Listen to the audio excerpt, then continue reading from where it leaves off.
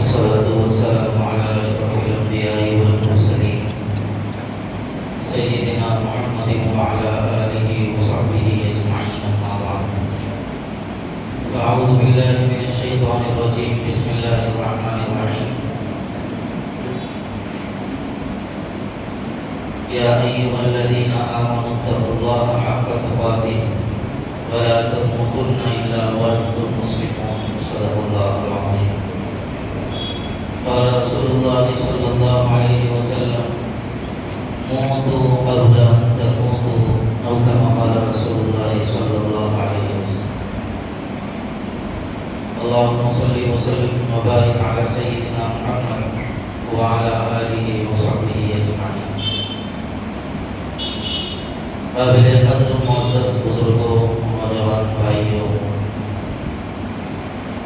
موت ایک اٹل حقیقت ہے اور موت کا کوئی انکار بھی نہیں کر سکتا.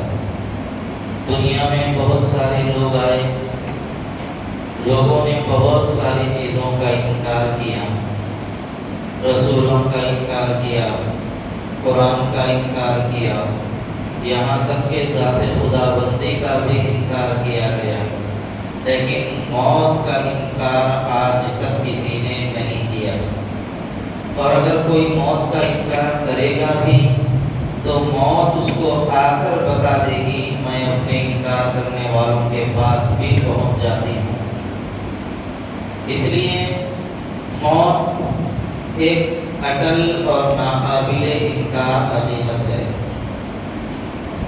جو ہر انسان کے پاس آتی ہے اور ہر انسان کو اس کا مزہ چکھنا پڑتا ہے.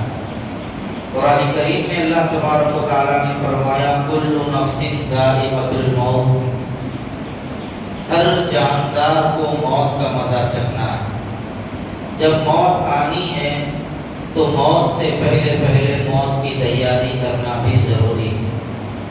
جب بندہ موت کی تیاری کرتا ہے تو ایسی صورت کے اندر اس کو موت کا ڈر نہیں ہوتا، اور جو موت کی تیاری نہیں کرتا اس کے دل کے اندر موت کا ڈر لگا رہتا ہے، وہ مرنے سے ڈرتا ہے. اور موت کی تیاری کرنے کے لیے رسول اللہ صلی اللہ علیہ وسلم نے فرمایا موتوا قبل ان تموتوا، تم لوگ مرو اس سے پہلے کہ تمہاری موت آ جائے. اس کا مطلب علماء کرام نے یہ لکھا ہے کہ تم لوگ اپنی موت سے پہلے مرو، یعنی اپنی ایسی خواہشات جو اللہ تبارک و تعالیٰ کی محبت میں اور اللہ کے احکامات کے پورا کرنے میں رکاوٹ بن رہی ہوں، ان خواہشات کو مارو. جو ہمیشہ جینے کی تمنا ہے، یعنی اب مجھے موت نہیں آئے گی یہ سوچ کر جو ہم غفلت میں جی رہے ہیں، یہ تمنا کرنا چھوڑ دو کہ مجھے کبھی مرنا نہیں ہے، بلکہ اس تمنا میں زندگی گزارو کہ مجھے موت آئے گی اور میں مرنے کے لیے تیار ہوں. اس تمنا میں اپنی زندگی گزارو. اور اس حدیث سے یہ بھی مطلب علماء نے بیان کیا ہے کہ اس کا ایک مطلب یہ بھی ہے کہ موت سے پہلے تم موت کی تیاری کر لو، یعنی ایسی تیاری کرو کہ اگر تمہیں موت آ جائے تو تم اللہ کے محبوب بندے بن کر دنیا سے جاؤ. موت کی تیاری کا ایک مطلب ہمارے بہت سارے لوگوں نے یہ سمجھ رکھا ہے، ہم حج کو گئے تو وہاں سے کپڑا لا لیے اور احرام کا کپڑا ہمارے پاس رکھا ہوا ہے اور نئی بیڈ شیٹ خرید کے رکھ لیے، مرے تو ہم کو اس میں سلاؤ، اور باہر سے کپڑا لے کے آ گئے، مرے تو ہم کو اس میں کفن دے دو، یہ کپڑا ہمارے کو اڑا دو. وہاں پہ زمین خرید کے ہم رکھ لیے ہیں، وہ قبرستان کے اندر مرے تو وہاں پہ دفن کر دو. یہ موت کی تیاری نہیں ہے، اس کا نام تیاری نہیں. اور ایسی تیاریاں کرنا حقیقت میں تیاری بھی نہیں. قرآن کریم میں اللہ تبارک و تعالیٰ نے فرمایا کون کس زمین میں مرے گا یہ اللہ کے علاوہ کوئی نہیں جانتا. ایک بندہ پوری زندگی یہاں پر گزار رہا ہے، پھر اچانک کسی ایسے دور سفر پر گیا، وہاں جانے کے بعد فوری اس کا انتقال ہو گیا، اس کو لانا اب ناممکن سا محسوس ہو رہا ہے، مشکل معلوم ہو رہا ہے. تو لوگوں نے یہ کہا کہ وہاں سے یہاں تک کیا لاتے، یہاں کے دو لوگ وہاں آ جائیں گے وہیں ان کی تدفین کر دیں گے. اب مجھے بتائیے انہیں یہاں پر کفن خرید کے رکھ لیا تھا، کپڑا خرید کے رکھ لیا تھا، جگہ خرید کے رکھ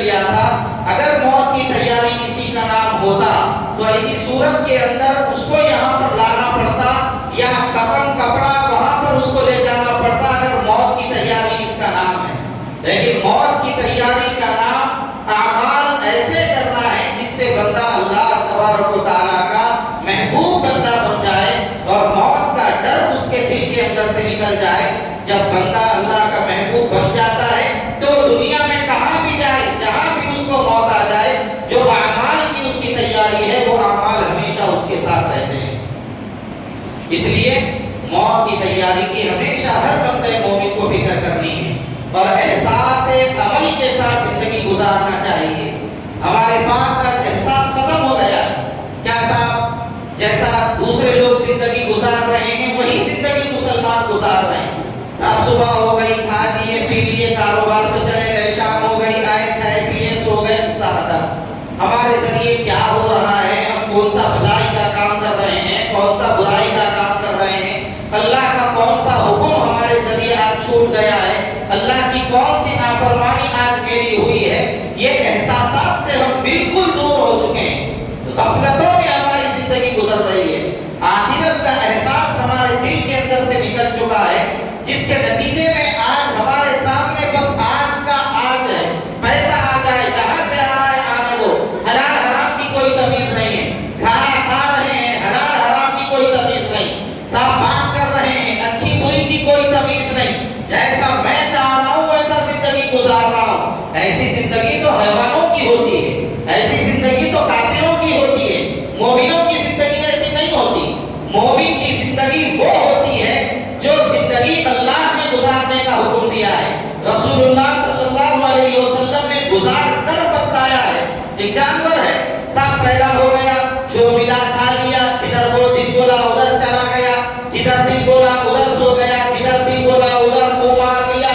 یہ تو زندگی جانوروں کی ہے, جس کے لیے کوئی حکم نہیں, کوئی نظام نہیں, کوئی قاعدہ نہیں, کوئی قانون نہیں. بس اس کا دل اس کی زندگی کے لیے کافی ہے, اس کی خواہشات اس کی زندگی گزارنے کے لیے کافی ہیں. اور بہو زندگی ایک مسلمان آج ایسے ہی گزار رہا ہے. اس لیے بھائیوں, احساس اپنے اندر پیدا کرو کہ میں مسلمان ہوں, اللہ کا بندہ ہوں, رسول اللہ کا امتی ہوں. میں ہرگز ایسی زندگی نہیں گزار سکتا جس زندگی کو غفلت کا نام دیا جائے, جس زندگی کو آوارگی کا نام دیا جائے, جس زندگی کو بے حسی کا نام دیا جائے. میں ایسی زندگی نہیں گزارتا. میرے اندر ایک احساس ہے کہ میں اللہ کا بندہ ہوں, میں وہی کروں گا جو میرے رب نے حکم دیا ہے, میں وہی کروں گا جو میرے رسول نے طریقہ میرے رسول نے بتایا ہے. اسی لیے شاعر نے کہا تھا, احساس عمل کی چنگاری جس دل میں فروزہ ہوتی ہے, احساس عمل کی چنگاری جس دل میں فروزہ ہوتی ہے, اس لب کا تبسم ہیرا ہے, اس آنکھ کا آنسو موتی ہے. احساس کے ساتھ جینا چاہیے اور بے احساسی کے ساتھ زندگی گزارنا یہ تو زندگی جانوروں کی ہے. ایک مسلمانوں کا بڑا طبقہ ہے, اللہ کی محبت سے کوسوں دور ہے. یہ سمجھ ہی میں نہیں آتا لوگوں کو, آج ضرورت ہی محسوس نہیں کی جا رہی ہے کہ ہمیں اللہ کی محبت کی ضرورت ہے. ہمیں کھانے کی ضرورت تو معلوم ہو گئی, پینے کی ضرورت معلوم ہو گئی, کپڑے کی ضرورت معلوم ہو گئی, پیسہ کمانے کی ضرورت معلوم ہو گئی, پیسہ جمانے کی ضرورت معلوم ہو گئی, ساری ضرورتیں معلوم ہو گئی ہیں. اگر ہمیں ضرورت نہیں معلوم ہوئی, اللہ کو اپنا بنانے کی بھی ضرورت ہے, اللہ کی محبت اپنے دلوں میں بسانے کی ضرورت ہے. یہ ضرورت سے ہم بالکل ناآشنا ہوتے جا رہے ہیں, غافل ہوتے جا رہے ہیں, اور ان محبت, اللہ کی محبت کی جو لذت ہے وہ لذت سے محروم تو چھوڑیے, وہ لذت کا مزہ پانے کا احساس اور اس کا خیال تک ہمارے دلوں سے نکل چکا ہے. اس لیے میرے بھائیوں, اس بات کی بھی ہمیں فکر کرنے کی ضرورت ہے, موت سے پہلے پہلے موت کی تیاری ہماری ہو جائے. ہارون رشید ایک بہت بڑا بادشاہ گزرا ہے. ہارون رشید ایک مرتبہ اپنے دربار میں ٹہل رہے تھے. حضرت بہلول مجذوب تھے, یعنی تھوڑی ہولی شولی باتیں جو کرتے ہیں ان کو مجذوب کہا جاتا ہے. حضرت بہلول آئے بادشاہ ہارون رشید کے دربار میں. آنے کے بعد دیکھا بادشاہ ہارون رشید کے ہاتھ میں ایک چھڑی ہے اور وہ چھڑی کو گھما رہے ہیں, پھرا رہے ہیں. بہلول آ گئے. آنے کے بعد ہارون رشید نے ان سے کئی گفتگو کی, کئی باتیں کی. اس کے بعد انہوں نے کہا کہ بہلول, میں تمہیں ایک امانت دینا چاہتا ہوں, میری یہ امانت لو, اور میں چاہتا ہوں یہ امانت تم کسی ایسے انسان کو پہنچاؤ جو تم سے زیادہ بے وقوف ہے. یعنی میں یہ چھڑی تمہیں دے رہا ہوں اور تم سے بڑا جو بے وقوف تمہیں نظر آ جائے اس کو یہ چھڑی میری طرف سے تحفہ دے دو. تو یہ سن کر حضرت بہلول نے وہ چھڑی لے لی اور چلے گئے. ایک عرصہ گزرا، عرصہ گزرنے کے بعد پتا چلا ہارون رشید خلیفہ تھے، بادشاہ تھے، ان کی طبیعت خراب ہو گئی. تو حضرت بہلول آئے مزاج پرسی کرنے کے لیے. آنے کے بعد ملاقات کی، کیفیت پوچھی تو کہا طبیعت بگڑ رہی ہے، دوا بھی کام نہیں کر رہی ہے اور اس وقت محسوس ہوتا ہے سفر درپیش ہے. تو حضرت بہلول نے کہا کون سا سفر درپیش ہے؟ کہا آخرت کا سفر درپیش ہے. تو حضرت بہلول نے ان سے پوچھا کتنے دنوں کا سفر ہے؟ تو انہوں نے کہا کہ تم بیوقوف ہو گئے ہو، آخرت کا سفر بھی کچھ دنوں کے لیے ہوتا ہے، وہ تو ہمیشہ ہمیشہ کا سفر ہے. اچھا، کہا واپس کب آؤ گے؟ کہا تم بیوقوف ہو، جو آخرت کے سفر پہ چلا گیا وہ واپس کب آیا ہے؟ اس نے کہا کہ ٹھیک ہے، کتنی تیاری آپ نے اس سفر کی کر رکھی ہے، کتنے لشکر کو آپ نے آگے بھیجا ہے اور کتنی فوج کو آپ نے آپ سے آگے بھیج کر آپ کے انتظامات کروا لیے ہیں. انہوں نے کہا کہ کیسا انتظام؟ کہا آپ بادشاہ وقت ہیں، آپ کسی علاقے کا دورہ کرنا چاہتے ہیں تو اس سے پہلے آپ فوج کو بھیجتے ہیں، لشکر کو بھیجتے ہیں، وہ وہاں پر جاتا ہے، آپ کے رہنے کا انتظام کرتا ہے، آپ کے کھانے کا انتظام کرتا ہے، آپ کی آسائش و آرائش کا انتظام کرتا ہے. آپ بتائیے آپ آخرت کے سفر پہ جا رہے ہیں، آپ نے ایسا کون سا انتظام کر لیا، کتنی فوج بھیجائی، کتنے لوگوں کو آگے بھیجایا؟ تو انہوں نے کہا کہ وہاں پر کس فوج کو بھیجایا جا سکتا ہے، وہاں پر تو تنے تنہا جانا پڑتا ہے. تو کہا پھر آپ نے ویسی تیاری نہیں کی جیسے آپ دوسرے سفروں کی تیاری کرتے ہیں. ہارون رشید نے کہا ہاں میری ویسی تیاری نہیں ہوئی ہے جیسی تیاری کرنی چاہیے تھی.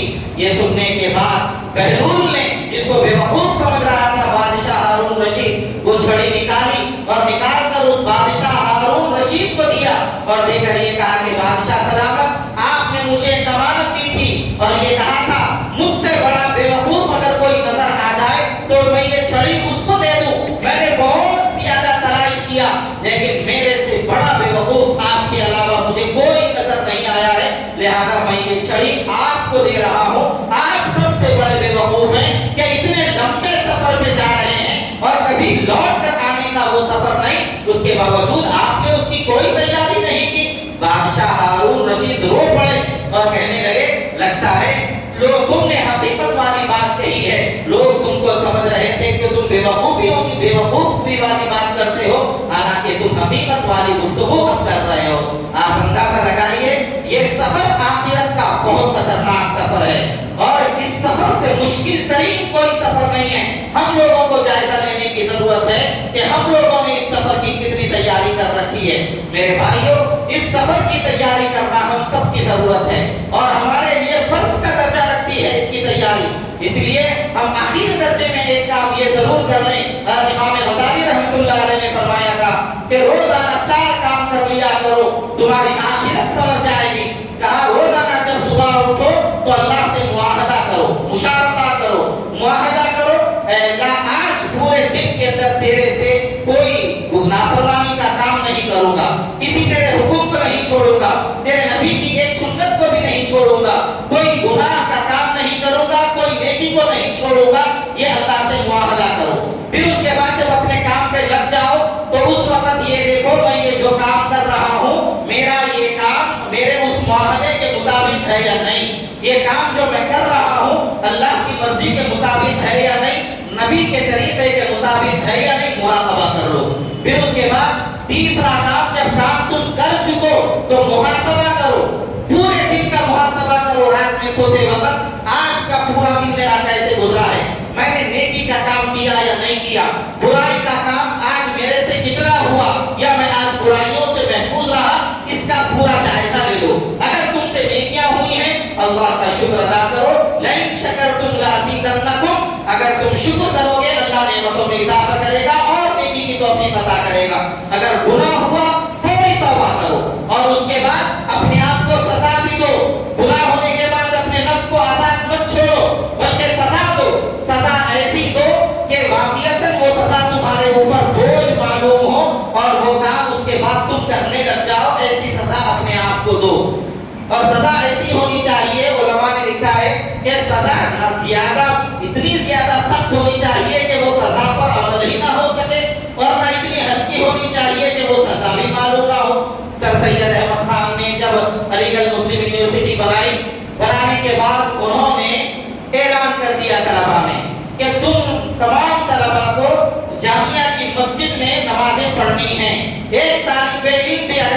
چھوڑے گا تو 1 آنا اس کو جرمانہ دینا پڑے گا. تو اس کے بعد ہوا یہ کہ 1 آنا بہت معمولی رقم تھی اس زمانے میں. تو لوگوں نے کئی بچے پڑھتے رہے اور مالدار کے بچے جو تھے وہ نماز ہی نہیں پڑھتے تھے. جب وقت آ جاتا تھا تو پورے مہینے کے 1 آنے کے اعتبار سے ہر نماز کے جتنا ہوتا تھا وہ جرمانہ ادا کرتے تھے, اپنے قبروں میں بیٹھے رہتے تھے. لہذا سزا اتنی ہلکی بھی نہیں ہونی چاہیے, سزا ایسی ہونی چاہیے جو واقعتاً انسان کو اس گناہ سے روک دے. حضرت امیر معاویہ رضی اللہ تعالیٰ عنہ کے بارے میں ایک مرتبہ ان کی تہجد چھوٹ گئی تو پورا دن انہوں نے اپنے آپ کو پریشانی میں گزار لیا اور پورے دن وہ پریشان رہے. میری تہجد چھوٹ گئی ہے, غم کے اندر مبتلا رہے, بے کیفی کا عالم رہا اور کھائے نہیں پیے نہیں, پریشان رہے پورا دن. دوسرے دن جب تہجد کا وقت آیا تو دیکھا ایک شخص آ کے ان کو اٹھا رہا ہے. جب وہ شخص ان کو اٹھایا تو حضرت امیر معاویہ نے ان سے پوچھا تم اجنبی معلوم ہو رہے ہو, تم کون ہو؟ تو اس نے کہا کہ میں ابلیس ہوں, میں شیطان ہوں, آپ کو اٹھانے کے لیے آیا ہوں. تو حضرت امیر معاویہ نے کہا کہ تمہارا کام تو لوگوں کو نماز سے دور کرنا ہے, نماز چھڑانا ہے, اور تم مجھے نماز کے لیے اٹھانے آ گئے. تو امیر معاویہ رضی اللہ عنہ سے شیطان نے کہا کل جب تم نے جو تہجد چھوڑ کر عبادت کی ہے, اللہ کے سامنے مانگا ہے, رویا ہے, گڑ گڑایا ہے, اور پورا دن جو تم نے آزردگی میں گزارا ہے, اس کی وجہ سے اللہ کے پاس تمہارا مقام اتنا بڑا ہو گیا ہے کہ روزانہ تہجد سے بھی تمہارا مقام اتنا بڑا نہیں ہو رہا تھا. لہذا مجھے یہ بات ناگوار ہوئی, میں نے یہ چاہا کہ پورا دن بھر گزار کر رات آزردگی میں گزار کر اللہ کے پاس بڑا مقام تمہارا ہو جائے. اس سے بہتر یہ کہ تم روزانہ کی تہجد ہی پڑھ لو, یہ بہتر ہے. لہذا میں تمہیں تہجد کے لیے اٹھانے آ گیا. تو بھائیو سزا ایسی ہوئی, میری فجر چھوٹ گئی, میں 8 رکعت نفل پڑھوں گا. ظہر چھوٹ گئی, 10 رکعت نفل پڑھوں گا. عصر چھوٹ گئی, 10 رکعت پڑھوں گا. مغرب چھوٹ گئی, 8 رکعت پڑھوں گا. ایسی سزا ہر انسان اگر اپنے آپ کو دینے لگ جائے تو انشاءاللہ رفتہ رفتہ گناہوں سے خود بخود انسان بچ جائے گا. میں نے غلط منظر دیکھ لیا موبائل کے اندر جو مجھے نہیں دیکھنا چاہیے تھا, 10 منٹ میں نے دیکھ لیے ہیں, 1 منٹ کے حساب سے میں جو ہے نا 100 روپے 1000 روپے میں جرمانہ دے دوں گا, اللہ کے راستے میں صدقہ کر دوں گا.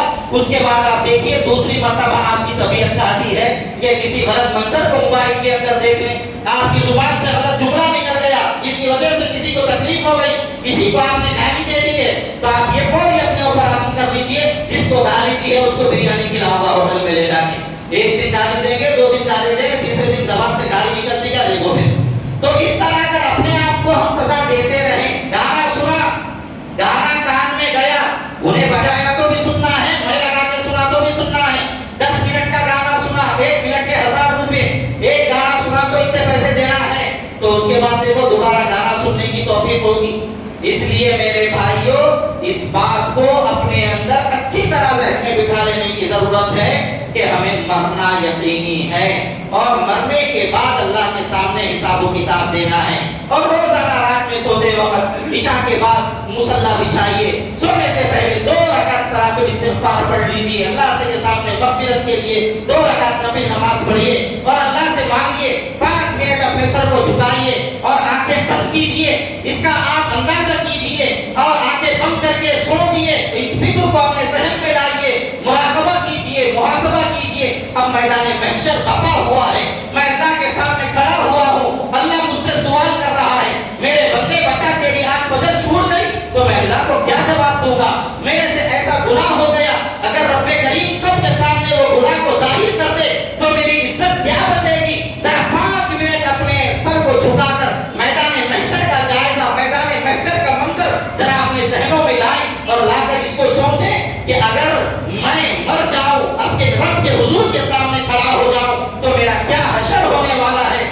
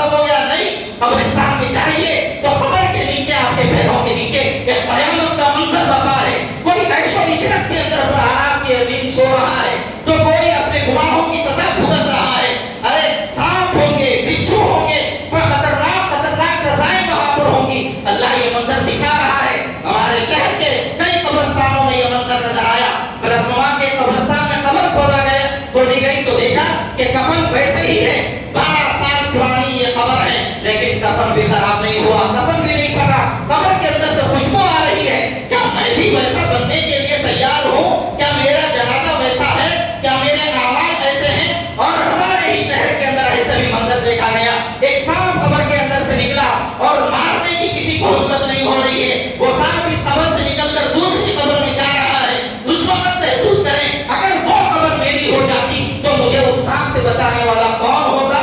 ذرا یہ جائزہ اپنے اعمال کا ہمیں لینے کی ضرورت ہے، تب جا کر انسان گناہوں سے بچے گا، ورنہ پھر ایسی صورت کے اندر گناہوں سے بچنا بہت مشکل ہو جائے گا۔ حضرت عبد الرحمن ابی معاذ بہت بڑے اللہ والے گزرے ہیں، ان کے زمانے میں ایک شخص تھا جو سب اللہ والوں کے پاس جا کے ایک سوال کرتا تھا اور یہ کہتا تھا کہ حضرت آپ بتائیے، کل اگر آپ کا انتقال ہو جائے، آپ کے پاس 24 گھنٹے کا وقت ہے، آپ کیا نیک عمل کریں گے؟ علماء سے، اولیاء سے، بزرگان دین سے، سب سے یہ سوال کرتا تھا۔ اس کے بعد اس نے آیا ایک دن حضرت عبد الرحمن ابی معاذ رحمہ اللہ کے پاس اور آ کر ان سے پوچھا کہ حضرت اگر آپ کو یہ وقت دے دیا جائے، 24 گھنٹے کے بعد آپ کی موت ہونی ہے، آپ کیا عمل ایسا کریں گے جس کی وجہ سے آپ کی مغفرت ہو جائے اور آپ کی نجات کے فیصلے ہو جائیں؟ تو انہوں نے کہا میں وہی عمل کروں گا جو روزانہ کرتا ہوں۔ آدمی پریشان ہو گیا، ارے بھائی کل آپ مرنے والے ہیں۔ کہا اسی لیے تو کہہ رہا ہوں میں وہی عمل کروں گا جو روزانہ کرنے والا ہوں۔ لوگ اس نے پوچھا آخر ایسی کیا بات ہے؟ کہا میں روزانہ یہی سوچ کر زندگی گزارتا ہوں یہ دن میری زندگی کا آخری دن ہے۔ اسی لیے ہم بھی اپنی زندگی کے دن کو، ہر دن کو آخری دن تصور کریں اور یہ محسوس کریں اگر میدان محشر میں اللہ کے سامنے کھڑا ہو گیا تو کیا منہ لے کے میں کھڑا ہو سکتا ہوں؟ میرے چہرے پہ داڑھی نہیں تو میں رسول اللہ کو صورت دکھانے کے قابل رہوں گا یا نہیں رہوں گا؟ مسلمانوں کے زمرے میں میرا نام رہے گا یا نہیں رہے گا؟ یہ چیز تصور اپنے ذہن کے اندر لا لیجیے۔ نمازیں چھوڑ کر میں زندگی گزار لیا تو میرا رب میرے ساتھ کیا معاملہ کرے گا قیامت کے دن؟ یہ منظر کو ذرا اپنے ذہن میں لا کر روزانہ 5 منٹ اس کے لیے نکالیے، اپنی فکر خود کرنے کے لیے نکالیے۔ اللہ تعالی ہم سب کو صحیح علم و عمل کی اپنے کرم سے توفیق عطا فرمائے۔ وآخر دعوانا الحمدللہ رب العالمین۔